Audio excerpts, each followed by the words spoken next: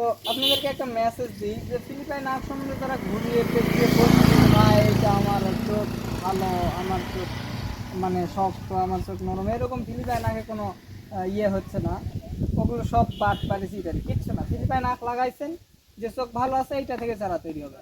সাফ কথা, আমি একদম ক্লিয়ার কথা বলি, ওই ঘুরিয়ে পেঁচিয়ে বলার দরকার নাই। আর দ্বিতীয় কথা হচ্ছে যে আপনি ফিলিপাইন আখ চাষ করবেন, সর্বোচ্চ আপনার প্রোডাকশন দরকার যে বাঁশ খুঁটি এটা প্রয়োজন হয়।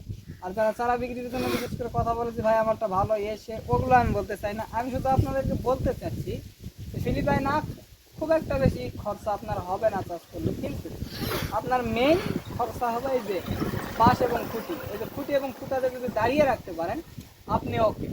কিন্তু এতে তেমন ভাইরাস আক্রমণ করে না, শুধু এই যে মাজরা পোকাটা আর পচারি হবে এতটুকু। তো আপনি পুরা জমিতে দেখতেছেন একটা আখেও আমাদের এই যে ভিঙ্গার বা পোকা ধরা এরকম কিছু নাই। প্রত্যেকটা আখ অনেক সুন্দর এবং লম্বা হয়েছে প্রায় 14 ফিট।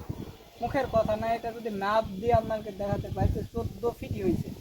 যারা চাষ করবেন অন্তত আমাদের থেকে পরামর্শ এবং আমাদের সঙ্গে কথা বলার পরে যদি ভালো লাগে চাষ করবেন এবং নিয়মিত আমাদের ভিডিও দেখবেন এবং আগামী ভিডিও দেখার জন্য আপনাদেরকে অনুরোধ করা।